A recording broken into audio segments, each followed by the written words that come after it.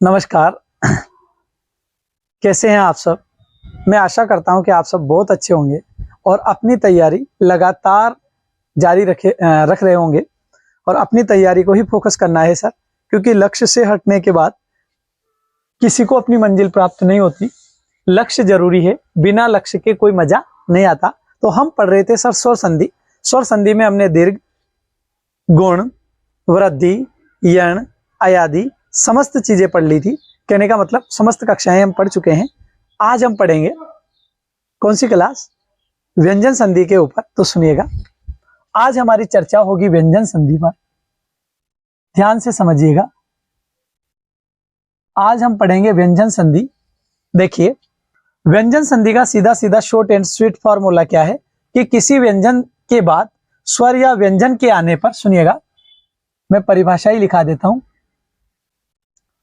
किसी व्यंजन के बाद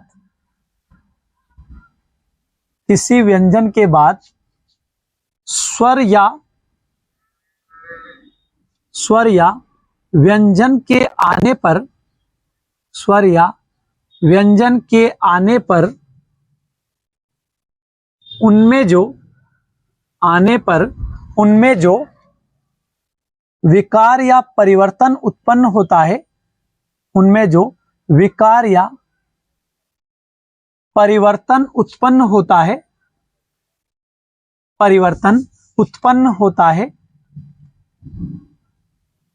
होता है, उसे व्यंजन संधि कहते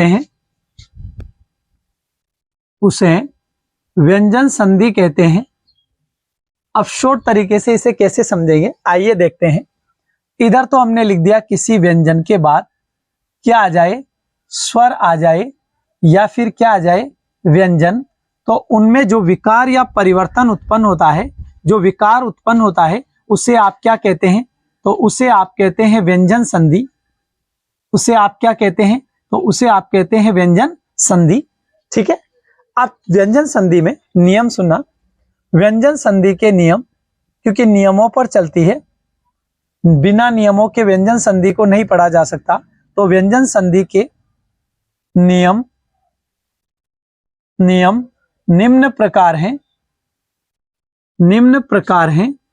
अब व्यंजन संधि के कौन कौन से नियम हैं, आइए उन पर हम चर्चा करते हैं। पहले नियम पर चर्चा करते हैं कि किसी वर्ग के पहले वर्ण के बाद, पहला नियम हम समझते हैं। ध्यान से समझिएगा, अच्छे से पढ़ेंगे, आपका साथ ही हमारी जीत है। तो सुनिएगा, किसी वर्ग के, अब वर्ग तो आपको मैंने पढ़ा ही रखा है, 5 वर्ग होते हैं, कच ट पैसे याद रखते हैं। तो किसी वर्ग के पहले वर्ण के बाद, अब किसी वर्ग के, अब वर्ग कौन सा होता है याद है ना आपको? कितने अक्षर होते हैं? क, च, ट, त, प। ठीक है।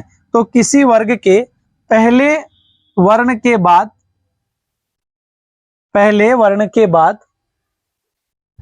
किसी वर्ग के पहले वर्ण के बाद, या फिर इसको अपन ऐसे भी लिख सकते हैं, किसी वर्ग के पहले वर्ण, और वर्ण ये लिख देते हैं, है ना, ताकि आपको अच्छे से समझ में आ जाए। वैसे आप तो समझ जाएंगे, पर कई ऐसे लोग आ जाते हैं जो समझ नहीं पाते हैं, उनको भले ही 10 बार समझा दे तो भी उनके समझ में नहीं आता है। तो इसीलिए मैं डबल लिख रहा हूं, है ना, समझाने का पूरा प्रयास कर रहा हूं, समझना। सुनिएगा, किसी वर्ग के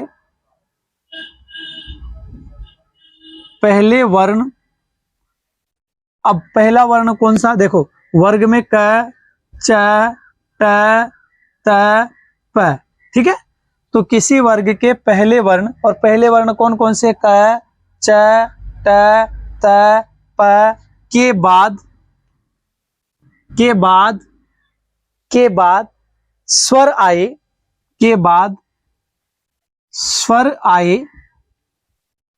या वर्ग का तीसरा चौथा वर्ण आए, या वर्ग का तीसरा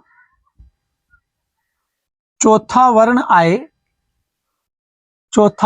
आए, या अंतस्थ वर्ण आए, या अंतस्थ अंतस्थ वर्ण आए, अंतस्थ वर्ण। अब अंतस्थ वर्ण कौन कौन से? य, र, ल, व आए तो आए तो आए तो वर्ग का पहला वर्ण, आए तो वर्ग का पहला वर्ण, पहला वर्ण जो पहला वर्ण है ना, तो वर्ग का पहला वर्ण तीसरे वर्ण में, पहला वर्ण उसी वर्ग के तीसरे वर्ण में, तीसरे वर्ण में बदल जाता है, उसी वर्ग के तीसरे वर्ण में बदल जाता है। अब मैं आपको शॉर्ट तरीके से समझाता हूं, समझना। जैसे मैं बात करता हूं किसी वर्ग के पहले वर्ण, तो वर्ग का पहला वर्ण, शॉर्ट समझना, वर्ग का पहला वर्ण इधर मिलेगा आपको, और इसके बाद आपको क्या मिले? सुनना, क्या मिले? स्वर मिल जाए, और क्या मिल जाए? वर्ग का तीसरा और चौथा मिल जाए, ठीक है, वर्ग का तीसरा चौथा वर्ण मिल जाए, और आपको क्या मिले? अंतस्थ मिले, अंतस्थ वर्ण मिले, ठीक है। कहने का मतलब किसी वर्ग का पहला वर्ण के बाद स्वर मिले, तीसरा चौथा वर्ण मिले, अंतस्थ वर्ण मिले, तो ये जो तीसरा है ना, सॉरी, ये जो पहला वर्ण है ना सर, ये तीसरा हो जाएगा, तीसरा वर्ण हो जाएगा। क्या बन जाएगा? तीसरा वर्ण। कहने का मतलब उसी वर्ग का तीसरा वर्ण बन जाएगा। जैसे मैं बना के बताता हूं, जैसे ये बॉक्स रहा, समझना। पहला है क, च, त, त, प, ठीक है। तो क का क्या बन जाएगा? देखो, क, ख, ग बन जाएगा। च का क्या बन जाएगा? च, छ, ज बन जाएगा, सॉरी, च, छ, ज बन जाएगा। और त का क्या बन जाएगा? तो ट, ठ, ड बन जाएगा। और त का क्या बन जाएगा? त, थ, द बन जाएगा। इसके बाद प का क्या बन जाएगा? तो प, फ, ब बन जाएगा। बस इसके अलावा आपको कुछ भी याद नहीं रखना है।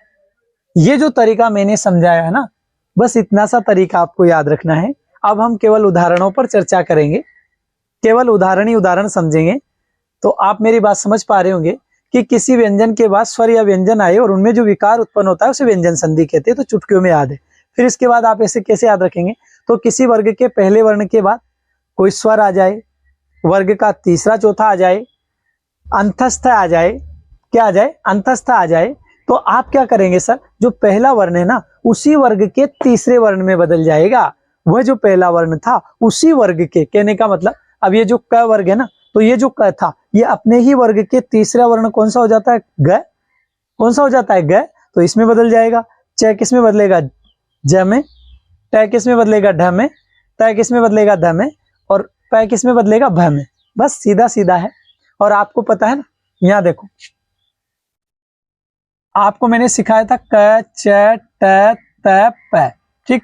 अब इसको अपन ने लिखा था क, ख, घ, घ, अंग, च, छ, झ, झ, य, ट, ठ, ढ, ढ, अण, त, थ, ध, ध, न, प, फ, भ, भ, म। अब समझना है मेरी बात को। जैसे ये मैंने चार्ट बना दिया, मतलब वर्ग बना दिए। अब ये 5 वर्ग हो गए। अब ये देखो, ये पहला है ना, पहला, तो ये पहला किस में बदल जाएगा? तीसरे में। ये है ना पहला, देखो ये अच्छे, तो ये किस में बदलेगा? तीसरे में। ये पहला है ना, ये किस में बदलेगा? तीसरे में। ये पहला है ना, किस में बदलेगा? तीसरे में। ये पहला है ना, किस में बदलेगा? तीसरे में। बस इतना सा याद रखना है, सीधा सीधा हल हो जाएगा। जिसमें चलो आगे बढ़े, तो आप ऐसा कीजिए, यहां तक का प्यारा सा स्क्रीनशॉट लें, फिर आगे बढ़ते हैं। फिर हम उदाहरणों पर चर्चा करेंगे। चलो आगे बढ़ते हैं। इसके बाद आपने, मुझे पूरा भरोसा है कि आपने स्क्रीनशॉट ले लिया होगा। अब हम आगे बढ़ जाते हैं, उदाहरणों पर चर्चा करते हैं। अब केवल उदाहरण ही उदाहरण पढ़ेंगे और कुछ नहीं, जिसमें ये खत्म।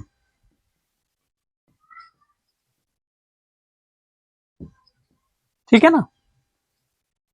एक तरफ मैं चार्ट बना दूंगा आपके, जो आपको समस्या नहीं आएगी।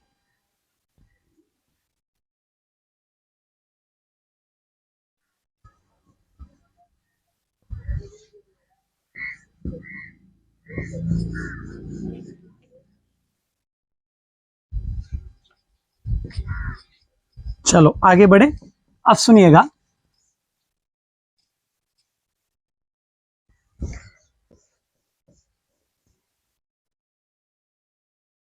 जैसे पहले बात करते हैं, इधर एक चार्ट बना लेते हैं ताकि आपको बाद में परेशानी नहीं आएगी। जैसे अपन ने लिखा क, तो क किस में बदलेगा? क ख ग में। च किस में बदलेगा? च छ ज में। ट किस में बदलेगा? ट ठ ड में। त किस में बदलेगा? त थ द में। और न किस में बदलेगा? सॉरी, प किस में बदलेगा? प फ ब में। बस इतना सा याद रखना है आपको, ठीक है माय डियर, इतना सा याद रखना है। चलें करें शुरुआत। जैसे पहला उदाहरण लेते हैं वागीश। पहला उदाहरण लेते हैं वागीश, ध्यान से समझना। पहला उदाहरण हमने पहला उदाहरण हमने लिया वागीश। ये क्या है? सुविधा के अभाव के कारण थोड़ी सी मिस्टेक तो आ ही जाती है। वागीश है ना। अब वागीश शब्द आपको दिखाई दे रहा है। वागीश में आप लोग सबसे पहले जैसे आपने किया, वागीश का संधि विच्छेद करेंगे तो क्या हो जाएगा? देखो वहां घ आ रहा है ना, ये देखो ये घ आ रहा है ना घ। अब घ के मतलब कहने का मतलब यहीं से संधि विच्छेद होगा। तो आप करेंगे सर, क्या करेंगे? वाक प्लस, इधर पीछे आपको बड़ी ई दिख रही है तो बड़ी ई और श, तो वागीश, वाक प्लस ईस। अब देखते हैं यहाँ क आ रहा है। क कैसा है? आधा, मतलब कहने का मतलब आ गया ना वर्ग वाला, वो देखो वर्ग आ गया ना। अब क के सामने क्या आ रही है? बड़ी ई आ रही है, कहने का मतलब स्वर आ रहा है। तो इस क का अपने ही वर्ग में तीसरा कौन सा हो जाएगा? घ। लेकिन ये आधा है तो घ भी कैसा होगा? आधा। भाई ये आधा है तो घ भी कैसा होगा? आधा। अब आगे बढ़ना। अब यहां वा था, क कैसा है? भाई क तो यहां आ गया ना, और क का क्या बन गया? घ। तो घ कैसा है? आधा, तो आधा ही लिखूंगा मैं। तो पीछे क्या आ रहा है? ईश, तो ये मैंने ईश लिख दिया। अब समझना पूरी बात। अब ये वा देखो, अब ग आधा है, बड़ी की मात्रा लगेगी ग में, तो बड़ी की लगा दो, बड़ी की गी बन गया। और पीछे क्या बच रहा है? श। कहने का मतलब एकदम करेक्ट। अब आगे बढ़ते हैं। जैसे दिग्गज शब्द लेते हैं। कौन सा शब्द लें? दिग्गज। ये दिग्गज। अब यहां भी आधा आ रहा है सर, यहां भी क्या आ रहा है? आधा। तो आप क्या करेंगे? सुनना, ध्यान से समझना। आप संधि विच्छेद करेंगे यहीं से, देख लो यहीं से करेंगे भाई, यहीं से करेंगे और कहां से करेंगे? तो अगर आप संधि विच्छेद करेंगे यहां से तो देखना, तो दिक प्लस गज, दिक प्लस पीछे देखो गज दिख रहा है सीधा सीधा। अब यहां आपको क दिख रहा है, क के सामने आपको क्या दिख रहा है? ग। और अपना नियम क्या कहता है कि किसी वर्ग के पहले वर्ण के बाद स्वर आ जाए, तीसरा चौथा वर्ण आ जाए या अंतस्थ आए, तो पहला वर्ग अपने ही वर्ग के तीसरे वर्ण में बदल जाता है। तो कहने का मतलब आपको यहाँ तीसरा दिखाई दे रहा है। कौन सा दिखाई दे रहा है? तीसरा। तो कोई प्रॉब्लम नहीं है, नियम में आ रहा है। अब क का क्या हो जाएगा? घ। लेकिन घ कैसा होगा? आधा। घ कैसा होगा? आधा। अब देखना यहाँ एक पिक्चर है, कैसे कि ध में ई की बड़ी छोटी ई की मात्रा, ये की तो नकल कर दो। इस क का क्या आदेश हो गया? घ हो गया, तो घ लिख दो। घ ही तो लिखोगे, और क्या लिखोगे? जान लोगे क्या? पीछे गज है, नकल कर दो, तो आपको दिग्गज मिल गया ना। अब इसको जोड़ लो, दी ये आधा घ और पीछे नकल कर दो गज। बस ये आपका शब्द वैसा का वैसा ही, कहीं से कहीं तक आपको परेशानी नहीं आई। और शब्द सुनना, जैसे दिगंत शब्द है, ध्यान से समझना। जैसे दिगंत शब्द है, कौन सा शब्द है? दिगंत। अब दिगंत शब्द में आप क्या करेंगे? तो संधि विच्छेद यहीं से होगा क्योंकि ग दिख रहा है, तो दिक प्लस पीछे अंत, दिक प्लस अंत। अब यहां देखो, यहां आपको क दिखाई दे रहा है, सामने आपको स्वर दिखाई दे रहा है ना। और वर्ग के पहले वर्ण के बाद स्वर आ जाए, वर्ग का तीसरा चौथा आ जाए, या फिर क्या आए? अंतस्थ है यर लव आए, तो भी क का क्या होगा सर? तीसरा होगा, तो आधा ग हो जाएगा। अब बढ़ते हैं आगे, पूरे पिक्चर को समझते हैं। अब ध के कौन सी मात्रा लग रही? छोटी ई की, तो ठीक है, इसकी नकल कर दो और क्या। अब इस क का क्या आदेश हो गया, ग, इसको नकल कर दो। पीछे क्या दिख रहा है आपको, अंत दिख रहा है, मेरे को भी अंत ही दिख रहा है। ठीक है, अब देखो इसको मिलाएंगे तो ये दी। अब आधा ग में आ मिलेगा तो ग पूरा हो जाएगा, भाई सीधा सीधा ग पूरा हो जाएगा। पीछे क्या मिल रहा है, अंत मिल रहा है। आपका शब्द ऐसा का ऐसा ही कंप्लीट है, आपको कहीं से कहीं वजन पढ़ने की आवश्यकता नहीं। अब वागदान शब्द सुनना, जैसे शब्द देखे वागदान, ध्यान से समझना।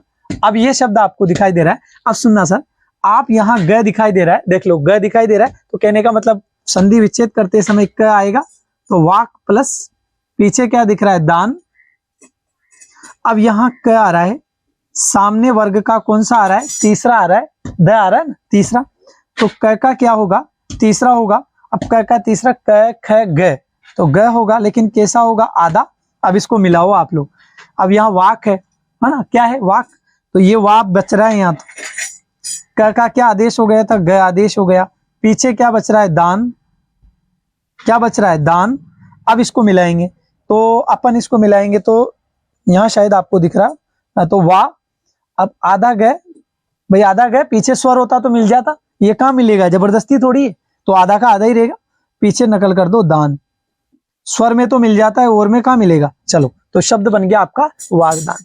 आगे बढ़े सर, इसके चलो एक काम करो, इसका स्क्रीनशॉट ले लो, क्योंकि इसके बाद फिर अगली प्रोसेस समझेंगे। ठीक है, तो चलो यहां तक का आप जल्दी जल्दी स्क्रीनशॉट ले लो। ठीक है सर, जल्दी करो थोड़ा सा, क्योंकि अपन को और भी पढ़ना है। हाँ ठीक है, अब आगे बढ़ते हैं।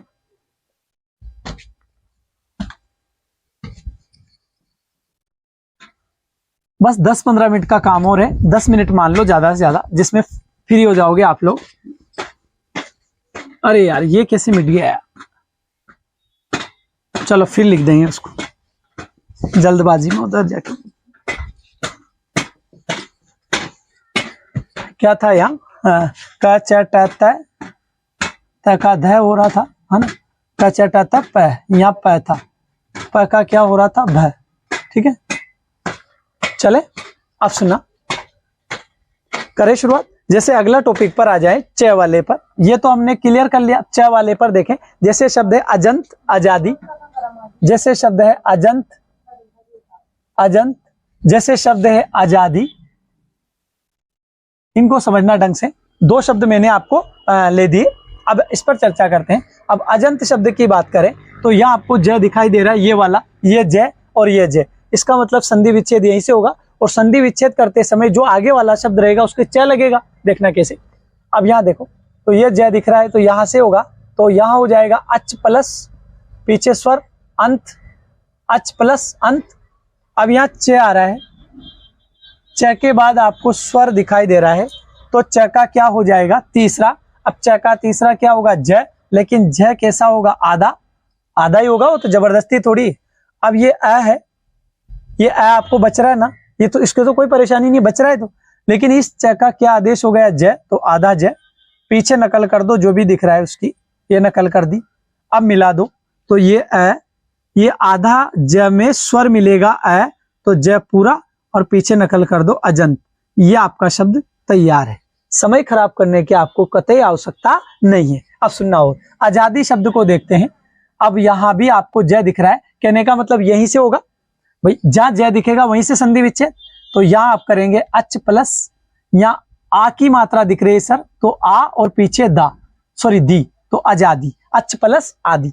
अब यहाँ च दिख रहा है, च के सामने आ दिख रहा है, बड़ा आ, तो च का क्या हो जाए, कहने का मतलब स्वर दिख रहा है, तो च का क्या होगा, च छ ज हो जाएगा आधा। अब इनको मिला दो आप, तो यहाँ आ बच रहा है, ये आ तो सेफ है, च का क्या आदेश हुआ, ज, ज, पीछे क्या बच रहा है, आदि, नकल कर दो ना। अब करेंगे इनको जोड़ा जोड़ी, तो आ तो पूरा है, आधे ज में आ की मात्रा लगेगी तो जा बनेगा, भाई ज में आ की मात्रा लगेगी तो जा, तो अजा, और पीछे क्या दिख रहा है, दी। आपका शब्द तैयार हो गया, आजादी। क्लियर है सर। अब अगला देखना, ट वाला देखो, जैसे हम शब्द ले षडानन, ध्यान से समझना, जैसे हम शब्द ले षडानन। अब यहाँ देखो, यहाँ ड आ रहा है, ये वाला ड दिखाई दे रहा है, कहने का मतलब ये ड दिखाई दे रहा है, तो संधि विच्छेद कतई जरूरी नहीं है आगे जाने की। अरे कतई जरूरी नहीं है आगे जाने की, जब महफिल में खड़ा हो अपने वाला यहाँ दिख रहा है ना, तो यहाँ से संधि विच्छेद करेंगे। तो यहाँ भाई साहब ढ का क्या हो रहा है, ट, कहने का मतलब ट का ढ, तो यहाँ षट प्लस ये आ की मात्रा पीछे दिख रहा आनन, तो षट प्लस आनन। अब यहाँ ट आ रहा है, क्या आ रहा है ट, और सामने क्या आ रहा है आ रहा है, कहने का मतलब स्वर आ रहा है, तो ट का क्या होगा ड होगा, ट का क्या होगा ड, और ड कैसा आधा। अब पिक्चर सेट करते हैं भाई, यहां बच रहा है स, यहां बच रहा है स, अब इस ट का क्या आदेश हो गया ड, कैसा आदेश आधा, और पीछे नकल कर दो आनंद की, ये आनंद। चलें आगे, अब पिक्चर आगे बढ़ाते हैं।